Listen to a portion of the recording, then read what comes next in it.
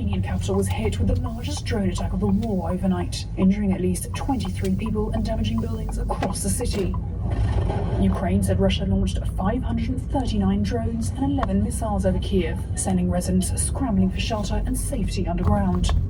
The strikes came hours after US President Donald Trump had a phone call with Russia's Vladimir Putin, which was later described by Trump as disappointing. I don't think he's there, and I'm very disappointed. Well, it's not, I'm just saying, I don't think he's looking to stop. The Kremlin has reiterated that Moscow is to keep pushing to solve the conflict's root causes. Ukrainian President Volodymyr Zelensky described the overnight attack as deliberately massive and cynical, and has called for increased pressure on Russia. Kiev officials say damage was recorded in 6 of the capital's 10 districts. Poland said the consular section of its embassy was damaged in central Kiev, but that no staff were harmed. This woman says her apartment block was hit too and is now uninhabitable. Russian airstrikes on Kiev have intensified in recent weeks and have included some of the deadliest assaults of the war on the city of 3 million people. Both sides deny targeting civilians in the war that Russia launched for the full-scale invasion of Ukraine in February 2022. On Friday, Dutch and German intelligence agencies said they had gathered evidence of widespread Russian use of banned chemical weapons in Ukraine. This includes dropping a choking agent from drones to drive soldiers out of trenches so that they can be shot. The United States first accused Russia of using the banned choking agent chlorpicrin in May last year, while Ukraine alleges thousands of instances of Russian chemical weapons use. Russia's defense ministry did not immediately respond to a request for comment. Russia has denied using illegal munitions, and it has accused Ukraine of doing so. Reuters has not been able to independently verify the use of banned chemical substances by either side.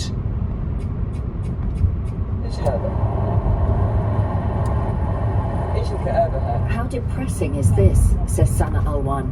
She lives in the Palestinian town behind that fence, Sinjil, in the Israeli-occupied West Bank. Heavy steel gates and roadblocks seal off all but a single route in and out, guarded by soldiers in bunkers.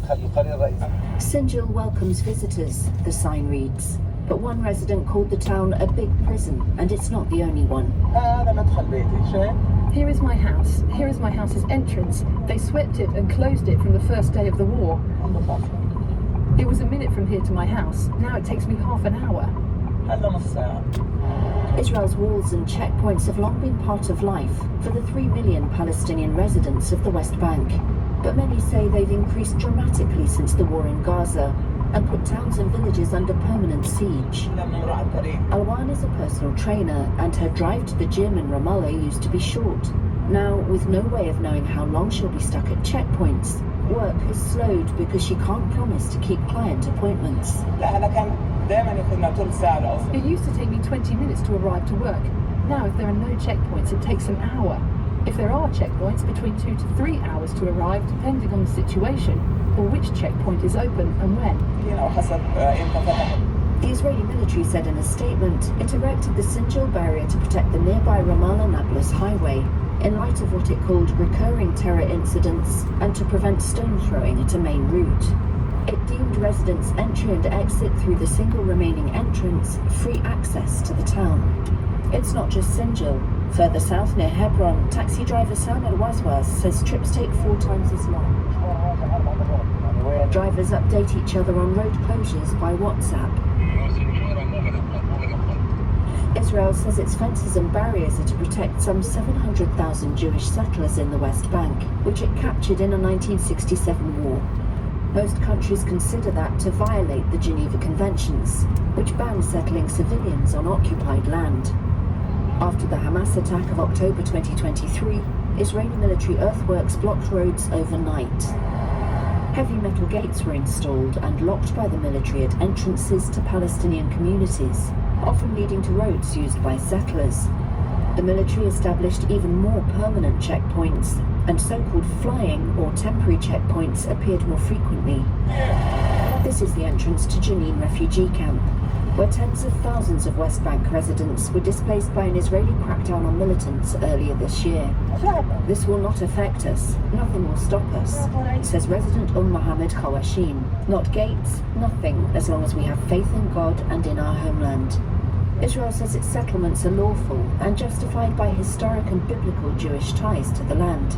After decades during which Israel paid lip service to the prospect of an independent Palestinian state, Prime Minister Benjamin Netanyahu's far-right government now includes prominent settler activists, and they openly proclaim their aim to annex the entire West Bank.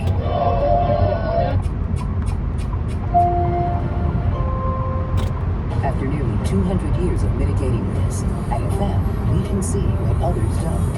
As leaders in commercial property insurance, our risk engineering approach can protect your business in ways others can't. See more at fm.com.